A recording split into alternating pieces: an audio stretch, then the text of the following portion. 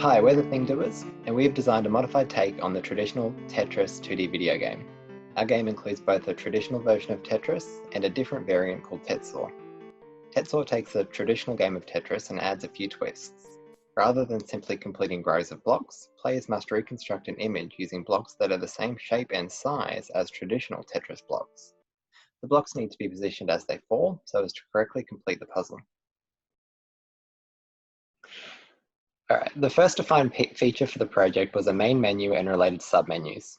As you can see, Tetsaw opens to a main menu that provides users the option to play a traditional game of Tetris or our new variant called Tetsaw. Additionally, there is a settings option and a means by which to exit the game. A background image and font is applied throughout the menu and its submenus using a CSS theme. When users select Tetris, they are presented with a splash screen that provides gameplay instructions.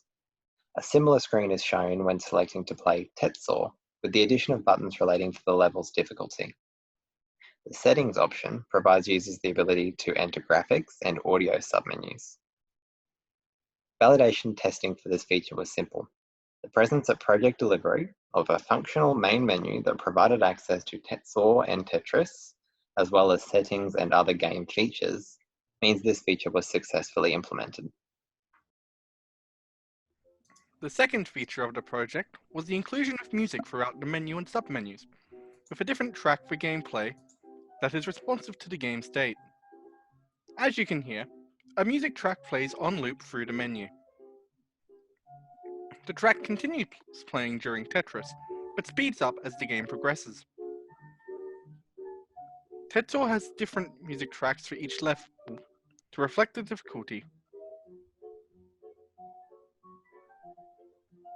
To deem this feature successfully implemented, music needed to be present throughout the menu and change when in-game based on the game state. As this does occur, the feature was considered to be successfully implemented. As you saw in Callum's overview of Tetris soundtrack, there are 3 difficulty levels for Tetsaw: easy, normal, and hard. These form the third defined feature for this project. Tetsaw requires players to form a puzzle using tetraminos. The easy level runs at a standard game speed with simple images and provides hints as to where the blocks must land to complete the puzzle. The normal level runs at 1/3 faster and uses slightly more complex imagery. And the hard runs 2/3 faster with the most complex imagery out of the available image pool. Failure to implement these features was deemed as lack of ability to select the difficulty options on launching Tetsaw, or a lack of discernible difference between difficulty options. As neither has occurred, this feature is considered successfully implemented.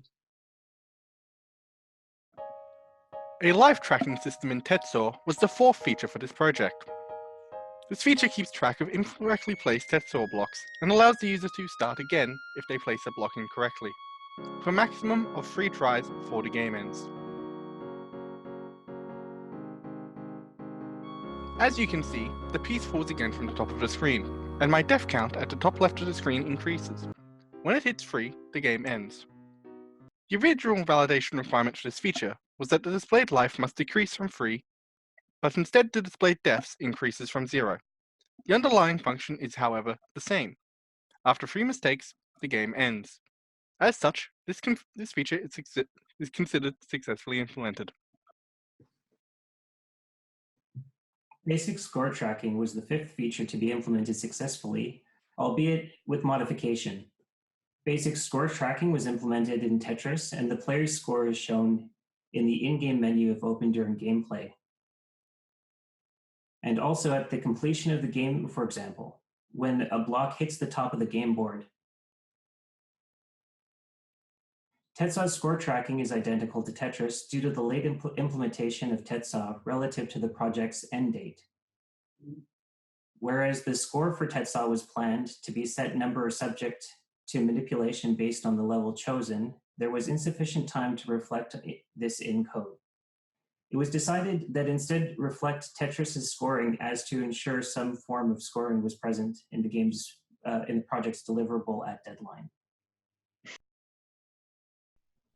In addition to these features, some additional game features were implemented in both games to align with the base Tetris style of the game. Blocks can be rotated as they fall using the O and P keys. The speed of a falling block can be increased by using the S key, and falling block can be instantly landed by pressing the W key. The initial project proposal penned these features as being implemented using the arrow keys. However, in the final build, letter keys were used. As required actions are still evoked by key press, as you've just seen, this feature is considered implemented irrespective of the keys used. Cohesive teamwork was required to get the project to its current state, and each member of the team had their own contributions to the delivery of Tetsaw. If we were to outline each specific contribution from every team member, we would probably put you to sleep. But in summary, Callum and Mike took charge of the most difficult programming tasks and oversaw the project's coding, with Mike also in charge of game mechanics, and Callum controlling the game's music and background thread. Brendan produced the menu items and user interface, while Joe took charge of the game's sound mechanics. I started this project with basic programming knowledge gained through a previous Intro to Programming course. Throughout the project, I learned how to create applications using JavaFX, gained a better understanding of multi-class relationships in Java, and tried my hand at debugging, which is still a difficult task. I've learned to ask for help sooner rather than spending disproportionate amounts of time mulling over a task in an attempt to figure out an issue. And the whole idea behind teamwork really is to leverage the skills of each member in the team, and I've discovered that this can't be done unless you admit defeat and ask for help. Each team member started this project with a different level of background knowledge and built on this considerably throughout its delivery. I started with basic Java programming abilities thanks to previous coursework, and built upon this to where I can manipulate vectors and array lists, work with JavaFX basics such as creating a stage and working with multiple scenes, and have solidified my understanding of some object-oriented programming best practices like using abstract classes. Aside from skills, this project has taught me that you should spend a large portion of your time planning and understanding the entire scope of your project in order to minimize the unknowns as much as possible. The time wasted throughout this project more than covers the time spent planning.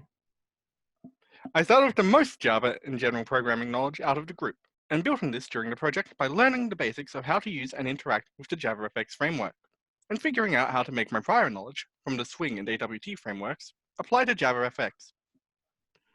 I have learned that sometimes running ahead and making mockups just isn't the best thing you can do when working as a team. While it can assist in providing frameworks and estimates, and can even act as a groundwork to build from, code and design for an individual can be difficult to explain to the rest of the team. Sometimes some people would do something that you did one way and do it another way. Sometimes this is of course justified, as there are more optimal ways to implement things. However, it still takes time to explain why you have chosen a specific implementation over another implementation. Like Brendan, I also had only a basic programming knowledge coming into this project. I'll be leading this project with a better understanding of Java and programming concepts in general, a basic understanding of JavaFX and the knowledge of how to build basic GUI applications, and also a better understanding of how to use GitHub for version control. I have learned that it is best to ask for help when needed and not put yourself down if you are stuck and don't know what you are doing. We're all at different stages in our learning, and it's okay not to know the answer. During the project, I found myself often getting frustrated and questioning my role in the building of the project. Towards the end, I learned that the best way to overcome this was to just persevere and not be afraid to break things, and also ask a lot of questions along the way. The other learning I'm taking away from this is just how much of a difference the way you plan and allocate tasks can impact your productivity. I found once we had broken down the initial tasks to smaller tasks, it was easier to envision what exactly it was that I needed to do, and I didn't overwhelm myself by trying to figure out how I would solve such a big problem all at once. I also only had a basic knowledge in programming coming into this unit. Now I've learned how to perform basic functions in Java and have a stronger understanding of the concepts used, including the use of multiple classes, methods, and the use of JavaFX. I've also learned how to use GitHub, giving me the ability to view other people's code, which I have found helped me understand the concepts used much better. While I've learned some of these skills in another unit, seeing all the methods come together to work as a single program has inspired me to develop my skills coding further on. During this team project, I have found that life can get in the way sometimes. However, the good thing about working in a team is everyone has stepped up to ensure things are still progressing, even when I'm struggling, which I'm very thankful for.